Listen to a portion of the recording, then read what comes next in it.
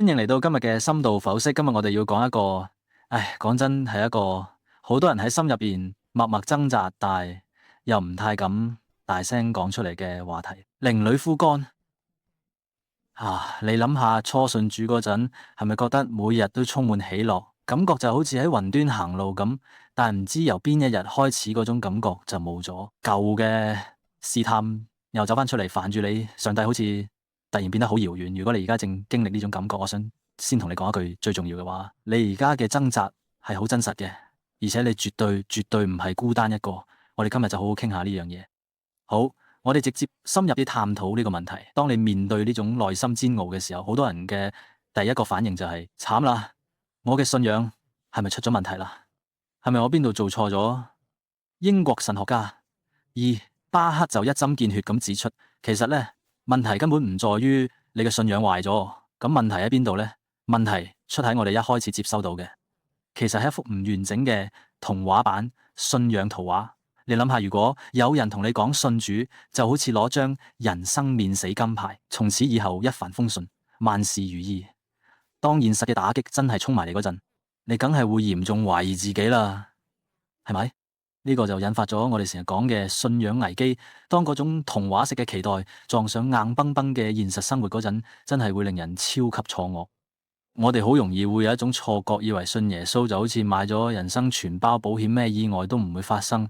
但係如果你翻開新約聖經，你就會發現聖經由頭到尾都冇俾過我哋嗰種可以從此過住幸福快樂日子嘅假保證。其實我哋而家就快快真真正正咁睇下聖經到底係點講嘅。你睇耶穌係點講嘅？佢好直接，完全冇遮掩咁講啊！喺世上你哋有苦難，請留意。耶穌唔係話你哋可能會遇到，又或者只係萬一唔小心先至會遇到。佢用嘅係好肯定嘅語氣喺耶穌嘅教導入面。困難同埋挫折係我哋活喺呢個世界上本來就應該預期會遇到嘅現實，所以遇到麻煩絕對唔係你信仰失敗嘅證據。唔止係耶穌，保羅都係咁。當保羅四圍去建立新教會嘅時候，佢從來都唔會用嗰種甜言蜜語或者糖衣炮彈去拉人入教，相反佢超級誠實，佢直接同啱啱信主嘅人打定預防針，清楚話俾佢哋知，我哋進入神嘅國，必須經歷好多艱難。你睇，係一定要經歷嘅，呢條路本身就充滿挑戰啊！跟住我哋睇下雅各書入邊呢一段話咧，第一次讀到嗰陣真係會令人好震撼，甚至有少少反直覺。佢話：你哋落喺百般試煉中，都要當作大喜樂。哇！遇到試煉仲要開心。其實雅各係將試煉當成基督徒生命設計入面呢，係完全標準再正常不過嘅一部分。如果試煉唔正常，佢點可能叫我哋將佢當作喜樂呢？最後彼得就幫呢個聖經真理作咗一個好精彩嘅總結。佢話有火煉嘅試煉臨到你哋，唔好覺得奇怪，唔好覺得好似發生咗乜嘢出奇嘅事。綜合呢幾段經文，我哋一定要睇清一個關鍵事實：喺基督徒生命入邊，試煉係內在特色，佢唔係系統入邊嘅漏洞，佢本來就應該喺嗰度。既然試煉係正常嘅，咁我哋就要問一個非常非常核心嘅問題：神點解要容許呢啲試煉發生啊？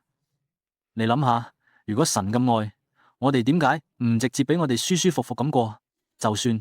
咁就帶我哋去到今日呢場解釋最核心嘅焦點，我哋必須重新認識恩典真正嘅目的到底係乜？呢個就好完美咁說明咗我哋對恩典成日抱住嘅巨大嘅誤解。我哋成日有個迷思，覺得恩典應該好似一個無敵保護罩，將我哋包喺入面，令我哋免受一切痛苦同困難。但現實係點呢？現實係恩典真正嘅目的係要恢復同埋不斷加深我哋同神之間嘅關係。而呢個加深嘅過程呢，絕對唔係靠將你養喺溫室入邊就得。神係透過艱難同試煉去徹底打破我哋嗰種靠自己就得，我唔需要嗰種自給自足唔靠神嘅心態。呢個就係恩典嘅神聖邏輯，就好似哥林多後書入邊保羅講嘅：因為我幾時軟弱，嗰陣時先至真正啱強啦。呢個絕對唔係咩漂亮嘅文字遊戲，呢個係好深刻嘅屬靈現實啦。因為軟弱會逼出我哋嘅依靠，而只有當你完完全全依靠神嘅時候，你先至可以真正體驗到神喺你身上爆發出嚟嘅大能。講真，一個從來冇被逼到絕境，冇試過自己完全無能為力嘅人，係永遠感受唔到神可以為佢成就幾大奇蹟嘅。神真係太愛你啦，所以佢根本唔忍心見你繼續活喺假嘅自我膨脹入邊，為咗幫我哋由呢種幻滅同埋沮喪嘅泥沼入邊拔翻出嚟。神學家巴克特別指出咗4個超危險嘅誤解，正正係呢4個誤解嘅，令好多信徒變得好脆弱，甚至對信仰感到好深嘅失望。跟住呢，我哋會逐個拆解呢啲迷思同埋俾出直接糾正。信我，呢個會徹底改變你點樣睇自己而家嘅掙扎。第一個誤解係關於成聖，好多人以為受洗信主嗰一刻，叮一聲之後，我哋同罪嘅爭戰就奇蹟咁結束咗。點可能啫？保羅喺羅馬書第7章入邊，將嗰種內心撕裂寫得幾咁真實啊！佢話：我所願意嘅善，我反而唔做；我所唔願意嘅惡，我倒去做。請將呢句話刻喺心入邊，呢種持續唔停嘅內心爭戰，先至係正常嘅基督徒生命。唔係話你嘅信仰比較差勁，而係每一個認真看待神聖潔嘅人都一定會經歷嘅過程。第二個誤解係關於喺恩典中成長。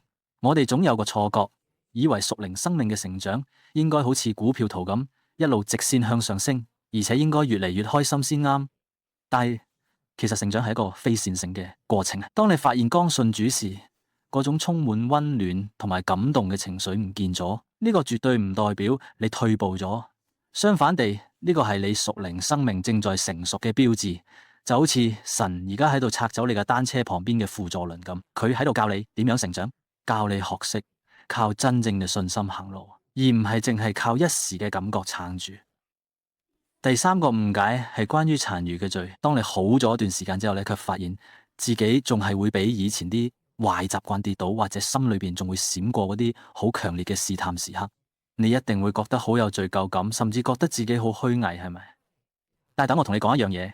如果你因為自己生命裏邊嘅罪而覺得痛苦、覺得唔安樂，咁就證明你喺神面前係活着嘅。你諗下，死人係對痛冇感覺嘅，只有真係在乎神、生命被翻轉嘅人，先會打從心底厭惡自己入邊嘅不義。第4個誤解就係，我哋成日都會忘記屬靈爭戰呢回事。我哋一定要現實咁明白，基督徒其實係活喺敵人嘅地盤入邊。我哋面對嘅唔係空氣，而係一個真實存在嘅有組織嘅對手。佢嘅終極目標就係要摧毀你嘅信仰。明白呢點，唔係要你成日提心吊膽、疑神疑鬼，而係要你有一種現實嘅警覺心，令你隨時都準備好去面對呢啲本來就應該預期到嘅阻礙。好，當我哋明白咗呢啲試煉其實都係正常過程之後，我哋就要即刻將焦點轉向一個超級危險、極具破壞性嘅行為。好多非常認真、用意良善嘅基督徒喺遇到呢種自然嘅枯乾期時，反應卻完全錯晒。我哋好多時都會喺不知不覺之間跌入一個叫做內省陷阱嘅無底洞入邊。咩叫病態嘅內省呢？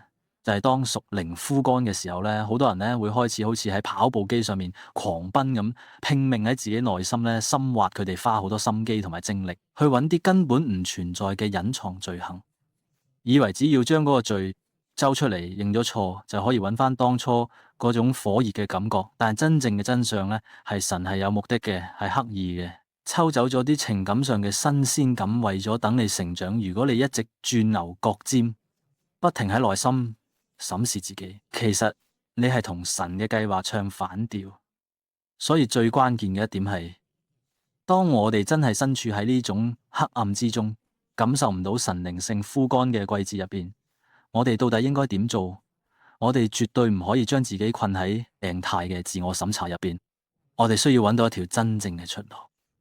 呢條出路非常清楚，就係向上望，向外望，將你嘅目光由嗰個成日糾結自己身上移開，轉向神嘅話語同佢嘅應許。你要知道，真正成熟嘅信心係建立喺神永不改變嘅本性上，而唔係建立喺你嗰種好似過山車咁忽高忽低嘅情緒上。當所有美好嘅感覺都消失退潮嘅時候，你就要用你嘅意志去揀相信。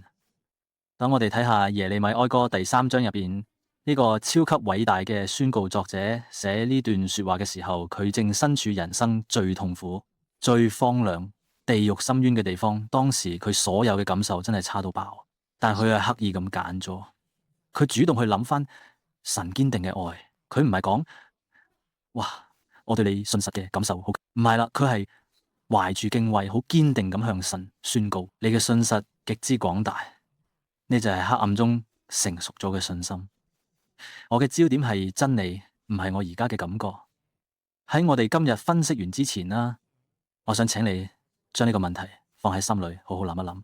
神從來冇喺你掙扎嘅時候撇低你，佢而家淨係透過呢段睇落去好黑嘅季節，喺你生命入邊雕琢出更深嘅厚度同韌性。其實呢，神恩典最真實嘅軌跡，往往都藏喺我哋走過最深嘅幽谷裏。所以當你乜都感覺唔到嗰陣，你願唔願意完全依靠佢嘅恩典，相信佢仲喺度為你動工？將呢個問題留喺心底，下次見。